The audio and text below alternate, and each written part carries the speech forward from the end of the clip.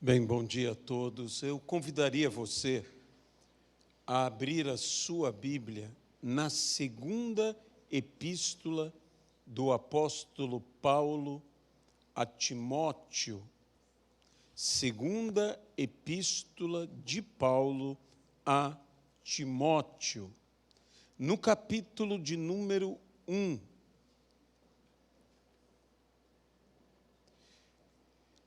Estaremos lendo do versículo 3 ao versículo de número 5. Senhor nosso Deus, ajuda-nos aqui, ó Pai, a entregarmos a Tua palavra, não segundo palavra persuasiva de sabedoria humana, mas segundo a manifestação do Espírito Santo e do poder de Deus em nossas vidas. Que a nossa fé esteja apoiada na manifestação do poder de Deus. E sabemos que o Teu Evangelho é o poder de Deus. Que toda honra, que toda glória e que todo louvor sejam dados hoje e eternamente, unicamente ao Senhor, no nome de Jesus. Amém e amém. Esta epístola, a segunda epístola de Paulo ao seu filho na fé, Timóteo, é escrita, segundo muitos estudiosos, precedendo a morte do apóstolo dos gentios. As palavras aqui são aquelas palavras cobertas de um sentimento. Obviamente que nós cremos que toda a palavra é inspirada pelo Senhor, é palavra do Senhor. Mas Paulo aqui está escrevendo num momento derradeiro, num momento final de sua vida. E ele escreve a este filho na fé, Timóteo, que foi tão importante na vida do apóstolo Paulo. Era aquela pessoa que Paulo olhava e podia se alegrar na vida, no ministério, no viver de Timóteo. Para com Timóteo, Paulo fala coisas bem íntimas. E ele inicia a sua epístola com uma palavra diretamente a Timóteo, referindo-se a duas pessoas na vida de Timóteo, a saber, sua mãe e sua avó. E a importância destas pessoas no ministério tanto de Timóteo quanto na vida da igreja e até mesmo na vida do apóstolo Paulo. E assim encontramos o texto aqui, versículo 3. Dou graças a Deus, a quem desde os meus antepassados sirvo com consciência pura, porque sem cessar me lembro de ti nas minhas orações, noite e dia. Lembrando das tuas lágrimas, estou ansioso por ver-te, para que eu transborde de alegria, pela recordação que guardo da tua fé sem fingimento, a mesma que, primeiramente, habitou em tua avó Loide e em tua mãe Eunice, e estou certo de que também em ti. Que Deus possa abençoar a sua palavra em nossas vidas, no nome de Jesus Cristo. pessoas influenciam nossa vida.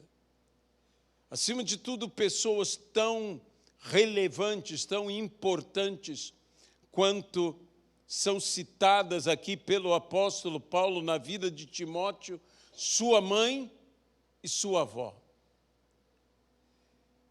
É de parecer dos estudiosos das Sagradas Escrituras que a mãe e a avó de Timóteo, que estiveram na fé antes mesmo de Timóteo, eram pessoas extremamente devotadas ao Senhor. Especialmente se salienta o fato da avó de Timóteo possivelmente ter sido uma judia extremamente devota, que se converteu, que teve a revelação da pessoa de Jesus Cristo em sua vida.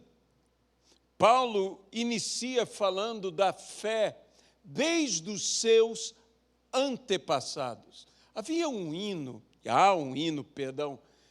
muito interessante, que não sei se todos conhecem. Às vezes, nós cometemos um pecado, um grave erro de abandonarmos certos hinos tão extraordinários, hinos tão relevantes, hinos que nos ensinam, hinos, muitas vezes, eu diria, com uma doutrina tão preciosa, que nós deveríamos cantá-los. Um hino que eu me lembro desde a minha infância, que era cantado, Deus dos Antigos. Eu não sei se alguém sabe esse hino, Deus dos Antigos, que fala justamente sobre a fé que aqueles que vieram antes de nós manifestaram. É a mesma fé que nós hoje permanecemos nela. Quando nós cantamos outros hinos como Ao Deus de Abraão louvai, eu sei que nós hoje em dia cantamos mais esses hinos, digamos, mais para que a congregação possa louvar com liberdade, mas às vezes eu no meu coração sinto que nós perdemos uma memória preciosa, um legado precioso. E Paulo está falando aqui sobre legado. E há de se valorizar legado. Nós precisamos valorizar legado. Por isso, o apóstolo Paulo, nessas ações de graças que ele está manifestando no início da sua segunda epístola a Timóteo, Paulo fala do Deus que ele serve desde os seus antepassados. Já naqueles que vieram antes de nós, já servíamos. Por quê? Porque nós recebemos como legado todo o testemunho deles. E isso mexe com o meu espírito, mexe com o meu coração. Por quê? Porque o testemunho dos que vieram antes de nós permanece vivo em nós. O testemunho daqueles que estiveram falando do Senhor antes que eu mesmo viesse a existir, permanece vivo em mim, permanece vivo em você. Os testemunhos, como o testemunho de Abraão, o testemunho de Isaac, o testemunho de Jacó, o testemunho dos patriarcas, o testemunho dos apóstolos, o testemunho dos reformadores, os testemunhos dos avivalistas, os testemunhos dos missionários, permanecem vivos em nós. E aqui Paulo está falando sobre a avó, sobre a mãe de Timóteo, que transmitiram a ele uma fé. E uma fé que Paulo diz, sem fingimento. Uma fé que nós poderíamos falar sem hipocrisia. Lembre-se que o Senhor Jesus disse, livrai-vos. do fermento dos fariseus, que é a hipocrisia. Livrai-vos da hipocrisia, livrai-vos do fingimento. Quando nós falamos hipocrisia, é algo bem forte, mas quando nós falamos fingimento, temos uma tendência a encarar isto como que eufêmica, como que suavizado em nossas vidas. Em Timóteo não havia uma ponta de fingimento em sua fé, tanto em sua fé subjetiva, quanto na sua fé objetiva, tanto na sua fé no teor do que ele cria, na forma como ele cria e na maneira como ele vivia. Não havia fingimento, não havia fermento, não havia contaminação. E isso Paulo diz: você recebeu isso, não de mim. Você recebeu isto de sua mãe e de sua avó. A fé que você viu em sua mãe, a fé que você viu em sua avó, esta fé você vive em sua vida. Que coisa maravilhosa vermos a influência de uma mãe, a influência de uma avó. Eu gosto desse texto, porque esse texto não se limita apenas à mãe, mas ela amplia, que eu diria, as duas mulheres que influenciaram a Timóteo, sua mãe e sua avó. Hoje, que é Dia das Mães, normalmente nós estamos dizendo a cada mãe, estamos honrando cada mãe, estamos louvando a Deus por cada mãe, mas eu quero hoje aqui louvar a Deus e glorificar ao Senhor pela vida de cada mãe e de cada avó. Eu quero louvar a Deus por esta fé que se transmite através de mães, através de avós, através de pessoas que são tão preciosas, tão presentes, tão ao nosso lado. A maternidade é algo tão importante nas Sagradas Escrituras que ela é comparável ao ministério. A Bíblia diz sobre a mulher e fala sobre o ministério de mãe. O ministério. E como num ministério fiel, ela deve transmitir uma fé genuína, uma fé verdadeira, uma fé sem fingimento aos seus filhos. Para poder até mesmo exemplificar isso de uma forma mais precisa, sempre que eu leio a Epístola de Tiago, eu sinto dentro daquela epístola de Tiago, irmão do Senhor Jesus Cristo, eu sinto naquela epístola a presença, ou melhor dizendo, a influência da mãe de Tiago, da mãe de nosso Senhor e Salvador Jesus Cristo, a saber, Maria. Para mim, Tiago é irmão de Jesus, ele é filho de Maria. E quando eu penso na epístola de Tiago, o texto que é dos que mais salienta, dos que mais vem à minha mente, é o texto sobre a língua. Eu não sei quanto a você, talvez haja outras partes, relevantes desta maravilhosa epístola, mas eu penso sobre a língua, quando Tiago fala sobre a língua, sobre aquele que é capaz de dominar, em algumas versões, capaz de frear a sua língua, da pessoa capaz de calar-se. E quando eu leio isso, imediatamente eu penso em Maria. Porque a Bíblia diz algo tão interessante a respeito de Maria, que ela ouvia tudo, e ela tudo que ouvia, guardava em seu coração.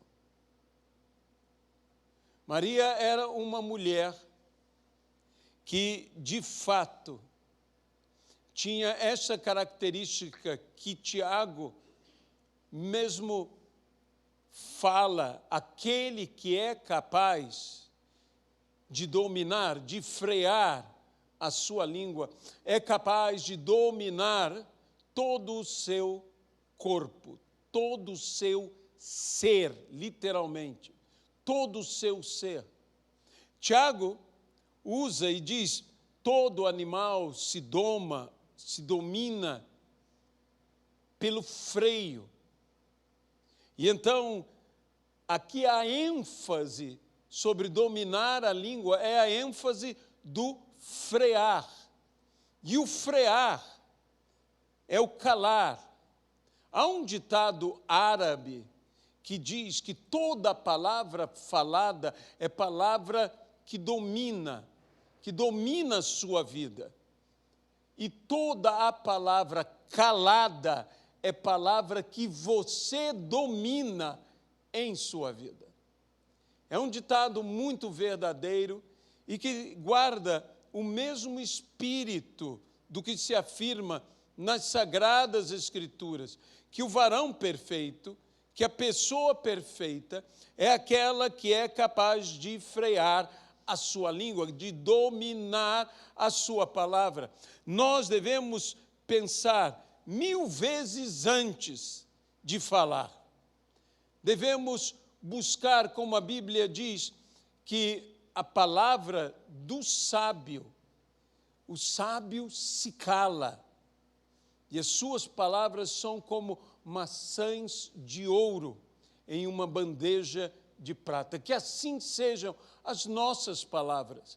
E que eu sei que assim Tiago, como Timóteo, a epístola a Timóteo, a epístola de Tiago, que são palavras inspiradas, mas eu vejo ali uma inspiração, uma visão, no mínimo, de Tiago, da sua mãe.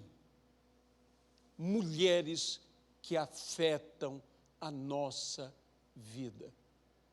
Pessoas que, de fato, deixam uma marca que ninguém poderá tirar, que ninguém poderá arrancar de nós.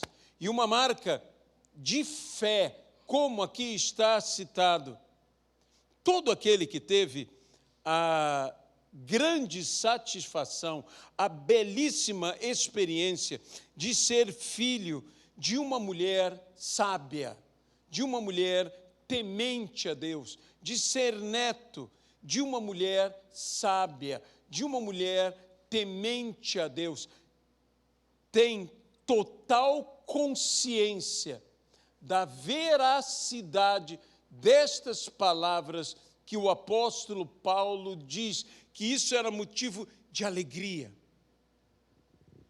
dele contemplar uma fé que permanece, uma fé que houve na avó, que houve na mãe e que agora existe no filho, no neto, que agora Paulo vê em Timóteo.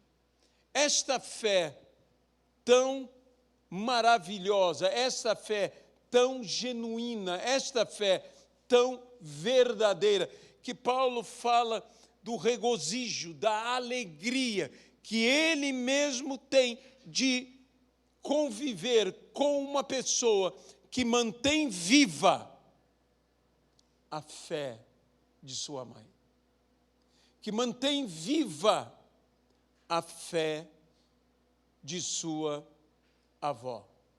Eu me lembro, há muitos anos, na nossa primeira viagem missionária que fizemos à Itália, quando estávamos no voo, e do meu lado sentou-se uma pessoa, um cientista. Ele falou comigo que ele era um cientista que tinha vindo ao Brasil dar uma série de palestras nas universidades brasileiras. E ele era um homem chinês. Ele estava retornando para a sua nação e iria passar pela Europa e da Europa voltar à China. Ali estava aquele homem com, obviamente, um acompanhante, um segurança que tomava conta dele, e nós nos sentamos um ao lado do outro. E eu estava lendo textos das Sagradas Escrituras. Ele ficou observando o que é que eu estava lendo, e começamos, então, a travar um diálogo. Ele me perguntou o que eu era, eu disse que eu era pastor, o que eu estava fazendo, que eu estava indo em missão, queria pregar em Roma, Itália, e ele, então, me contou que ele era um cientista, que ele tinha vindo ao Brasil e tudo. E ele olhou e falou, isso é uma Bíblia? E eu disse, sim, isso é uma Bíblia. Você conhece a realidade da China, você sabe, e a realidade de muitos cientistas, como o ateísmo é forte. E, de repente, aquele homem olha para mim e os seus olhos se enchem de lágrimas, e ele disse, eu me lembro de mamãe,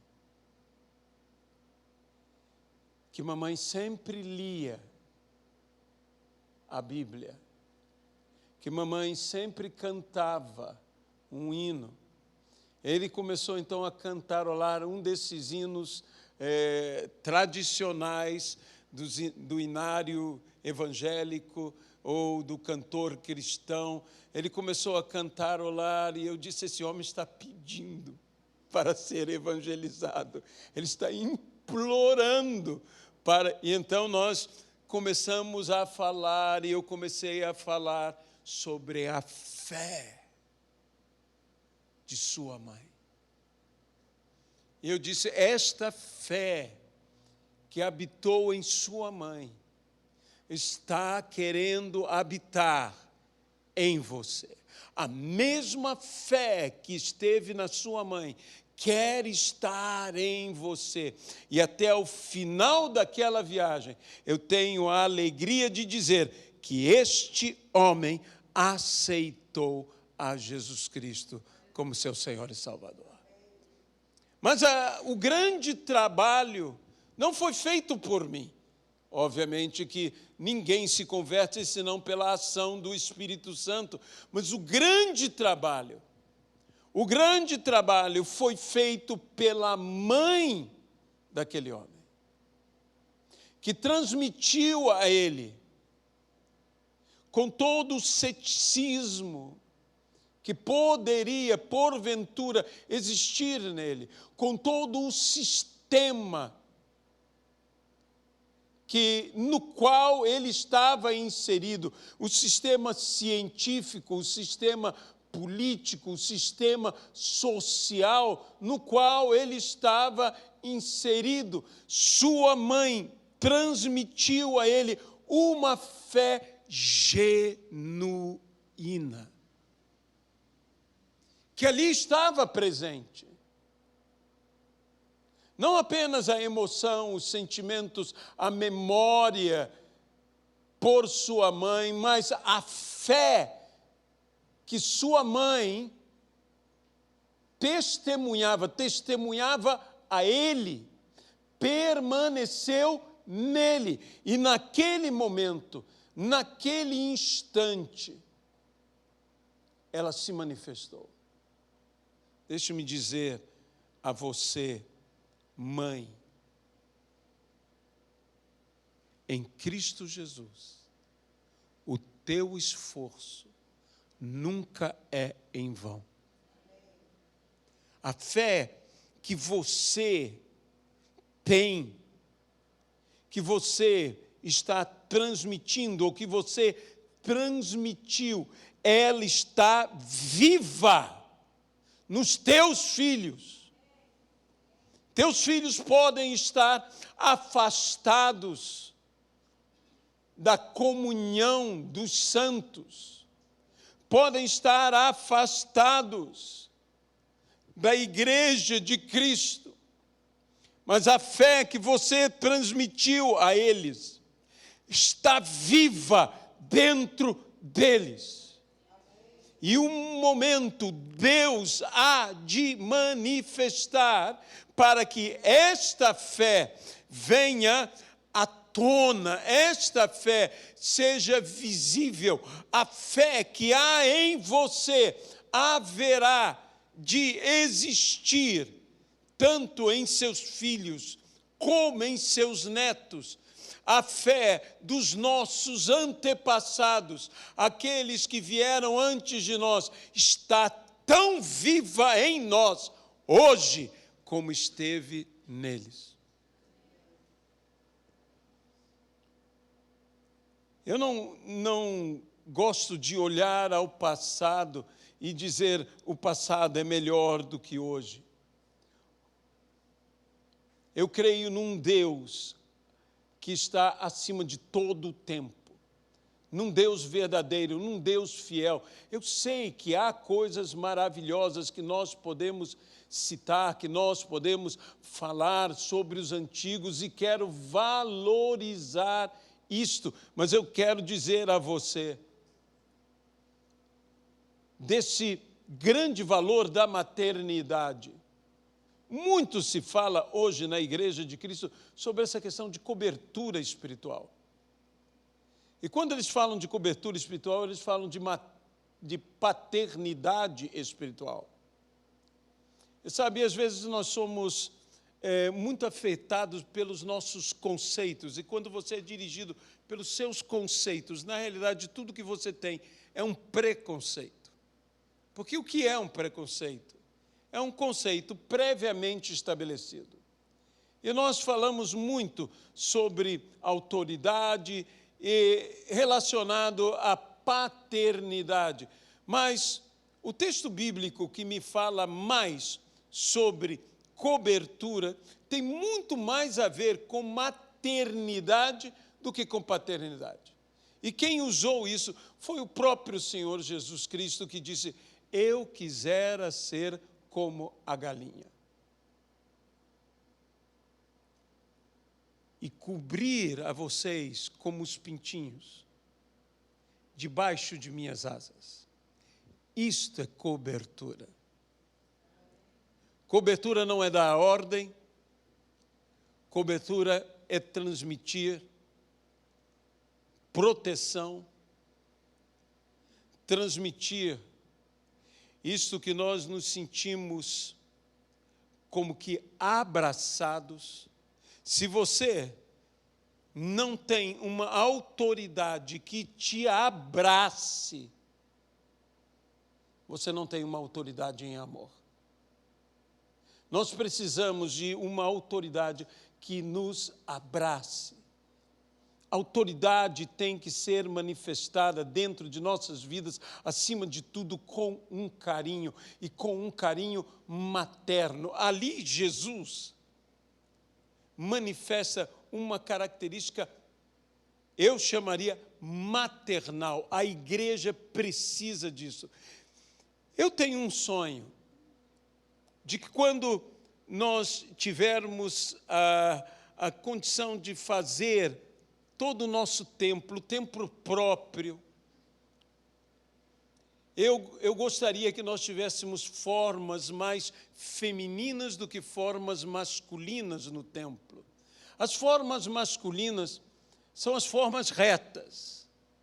As formas femininas são as formas curvas. O meu sonho, eu não sei o teu sonho, eu vou confessar a você o meu sonho. O meu sonho quanto à igreja, eu gostaria de um templo que quem entrasse na nossa igreja se sentisse abraçado. Abraçado. Você já entrou num ambiente que você se sente assim, abraçado, aconchegante?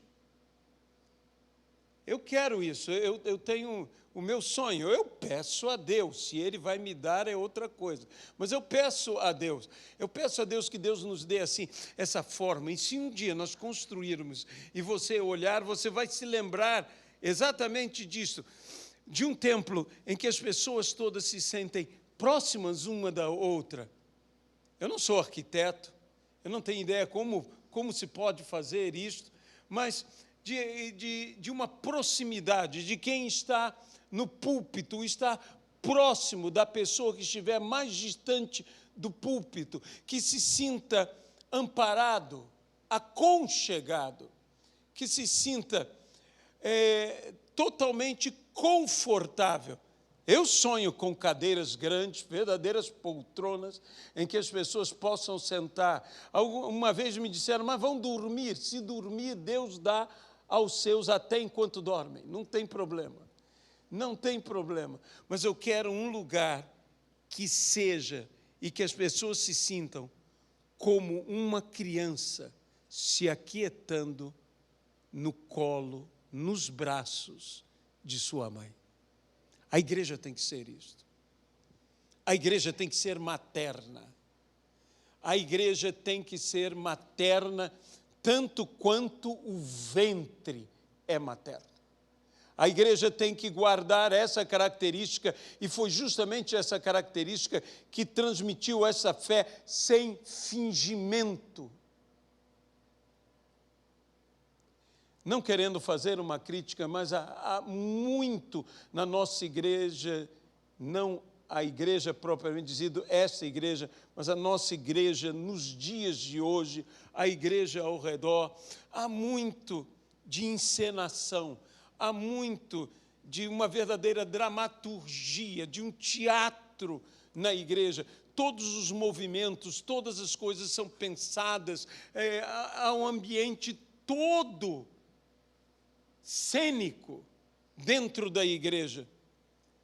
E nós devemos compreender que muitos fazem isto com bom espírito, procurando fazer o melhor, mas por vezes, se só fazemos isso, nos falta o quê? Uma verdade, uma autenticidade, e que nós precisamos desta fé que a Bíblia chama aqui, uma fé sem fingimento, uma fé genuína, uma fé verdadeira, uma fé sem a coisa que mais irritava a Jesus Cristo, a hipocrisia.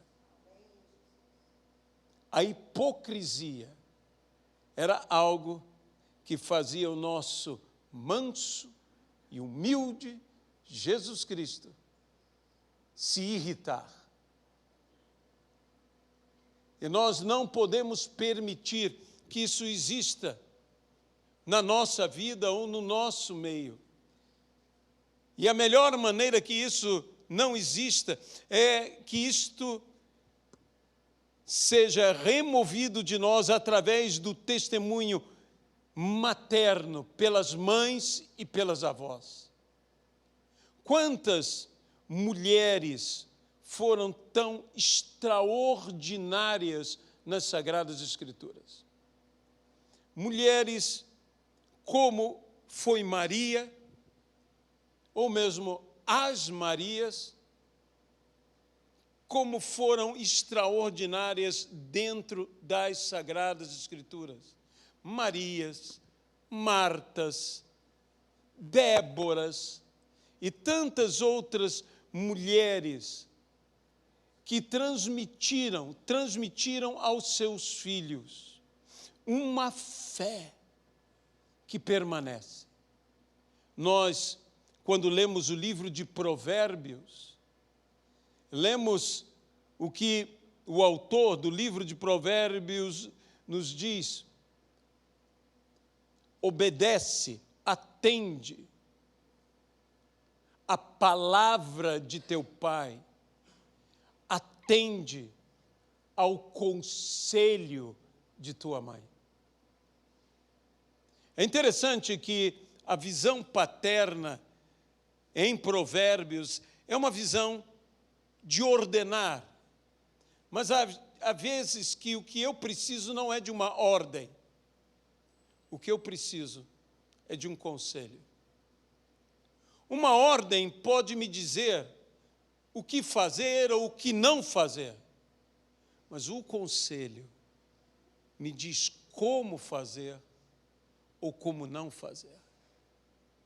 E quantas vezes nós sabemos o que fazer, sabemos o que não fazer, mas o que nos falta é como. Necessitamos de um conselho, necessitamos de uma orientação, que não apenas nos aponte o caminho, mas que nos diga como andar por este caminho. E este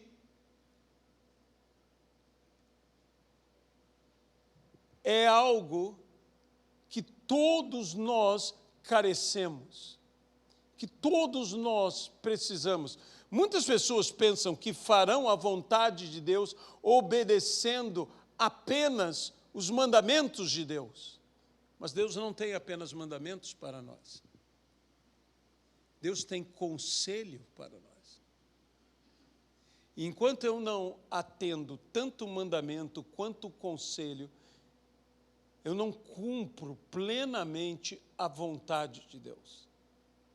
A Bíblia mesmo nos diz no Novo Testamento: aconselho-te, que de mim compres. É o que Deus fala para dar solução àquela igreja tão problemática chamada Laodiceia. Talvez nós disséssemos: poxa, com uma igreja como Laodiceia, você tem que dar ordens claras a ela. Não tenho dúvida. Deus deu uma ordem clara: arrepende-te. Essa é uma ordem clara. Mas para que você possa trazer verdadeiramente solução para algo tão problemático quanto acontecia na igreja de Laodiceia, você tem que dar conselhos, e bons conselhos. De modo que nós necessitamos, e é algo tão importante, que haja estas fiéis conselheiras. A mãe, a avó. Luiziana, recém agora, lembrava-se de sua mãe, lembrava-se da sua sogra, minha mãe. Minha mãe, quem teve a oportunidade de conhecê-la, sabe do que eu estou dizendo, era uma mulher sábia. Era uma mulher extraordinária. E que nos afetou, e essas pessoas são pessoas que fazem falta em nossa vida. Que nós gostaríamos de preservá-las, que nós gostaríamos que elas estivessem conosco e que continuassem conosco. Não vá embora. Pessoas que eu imagino quando Moisés foi levado pelo Senhor, e que Josué, que acompanhou Moisés, que esteve com Moisés, teve que ouvir da parte de Deus: Moisés, meu servo está morto, dispõe-te agora tu. É o teu turno, é a tua vez. E tudo aquilo que você aprendeu com Moisés, ponha em prática agora. Ele não está mais aqui, mas os ensinamentos dele estão aqui. Minha mãe não está mais aqui, mas os ensinamentos dela estão aqui. Ela pôde me orientar, ela pôde estar comigo, ela pôde falar comigo, tanto quanto a mãe de Timóteo, quando Paulo diz: a mesma fé que primeiramente habitou em tua avó Lóide e em tua mãe Eunice, estou certo de que também em ti. Essa fé que permanece, essa fé que, embora a pessoa possa até não estar mais presente, nós não sabemos se Lóide permanecia viva, se Eunice permanecia viva, mas nós sabemos que a fé destas mulheres permanecia viva no seu neto, no seu filho Timóteo. Conta-se que Susana Wesley, a mãe de John Wesley, era uma mulher extraordinária. Nós estamos falando de um tempo onde muito da educação dependia do que era transmitido dentro do lar. Ela teve muitos filhos, muitos. E, segundo o relato do próprio John Wesley tinha o costume de manter um diário. E existe o diário de John Wesley, tomos e mais tomos de livros que ele relatava com detalhes tudo sobre sua vida, sobre suas experiências. E ele cita sua mãe e a disciplina que havia dentro de sua casa. John Wesley foi uma pessoa treinada, instruída, não apenas pelo seu pai, que era um ministro do Evangelho, mas por sua mãe. Havia horários. Eles todos tinham que ter disciplina de oração, disciplina de estudo, de modo que Wesley, em seu tempo, era um homem que falava diversas outras línguas. Diversas línguas. Ele era um homem não apenas eloquente, mas tão erudito, e a sua erudição veio por meio da sua mãe, que o levou a estudar. Que saiba do seguinte: o inglês moderno, o inglês que nós conhecemos hoje, foi um inglês transformado. Toda língua é dinâmica, toda ela transforma, mas os estudiosos da língua inglesa afirmam que o inglês foi transformado pela pregação de John Wesley. Você pode imaginar um pregador que influencia tanto uma cultura, muda a cultura de toda uma nação, porque a língua é o ponto mais alto da cultura de um povo. E toda aquela linguagem, aquela maneira shakespeariana de falar eruditamente, foi transformada pela pregação de John Wesley. E o inglês moderno tem a ver com a mensagem de John Wesley. Imagine isso em nossos dias. E por que ele era um homem de tamanha capacidade? Porque ele tinha e teve uma mãe de extrema capacidade, que o afetou, que o formou. Eu oro a Deus para que Deus nos conceda mães maravilhosas. Mães maravilhosas, filhos extraordinários. Mães maravilhosas, uma sociedade encantadora.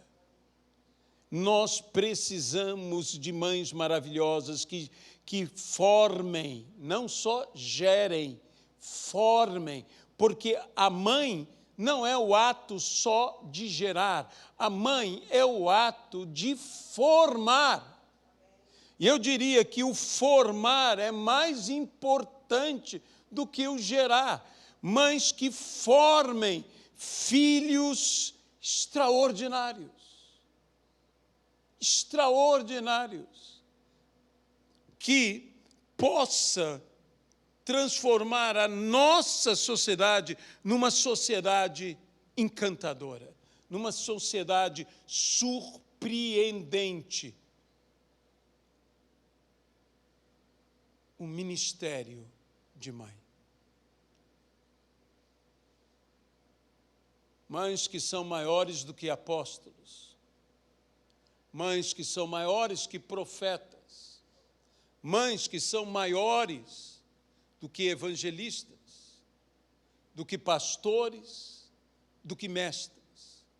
Nós, nas igrejas da atualidade, falamos tanto dos ministérios, mas esse ministério é essencial à igreja, à sociedade, que é o ministério de mãe.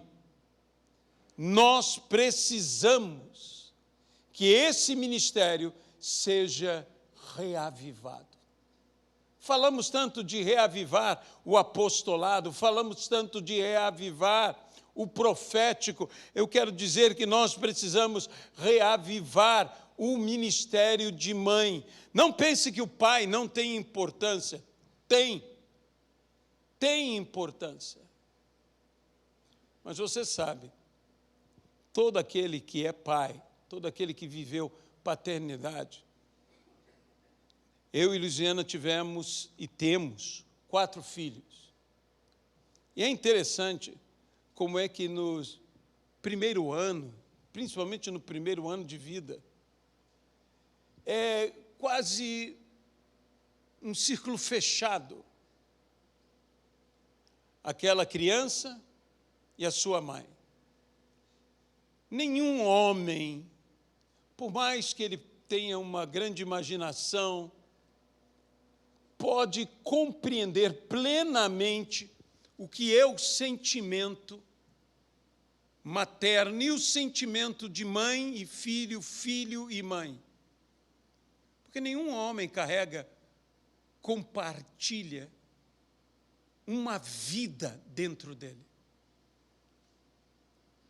É um compartilhar, não apenas de ser nutrido, não apenas de se desenvolver. Há uma vida que cresce dentro da pessoa.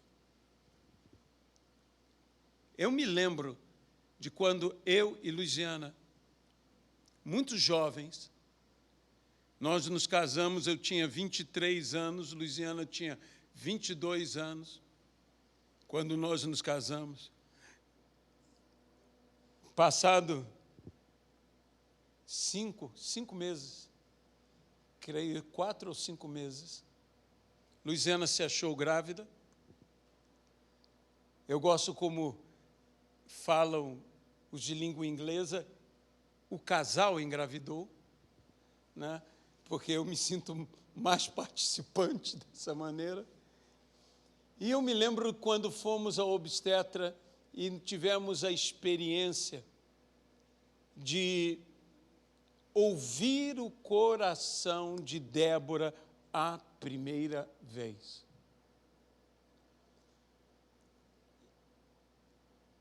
Foi algo tão emocionante, foi algo tão forte, quando nós ouvimos aquele coração ali, aquele coração bater, e que velocidade que bate, aquele coração, disse, há alguém ali, há uma vida ali.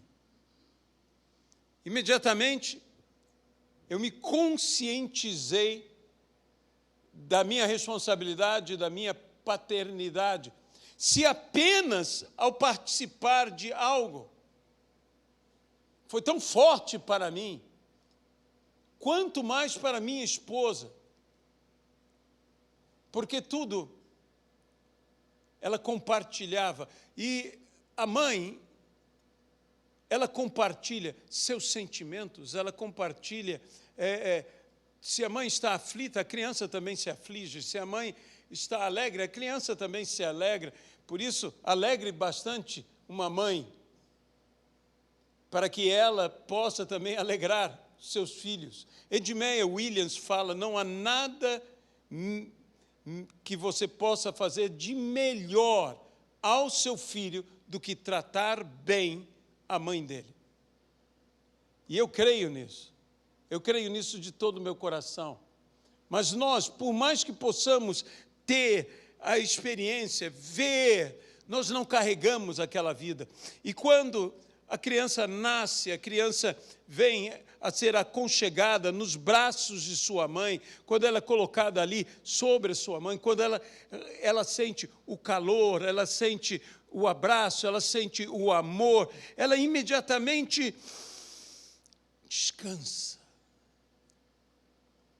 Quando a mãe amamenta, sabe, eu concordo com o que Edmeia fala, que a mulher é uma explosão de vida, tudo na mulher é uma explosão de vida. Isso é verdade, e o amamentar é uma explosão de vida.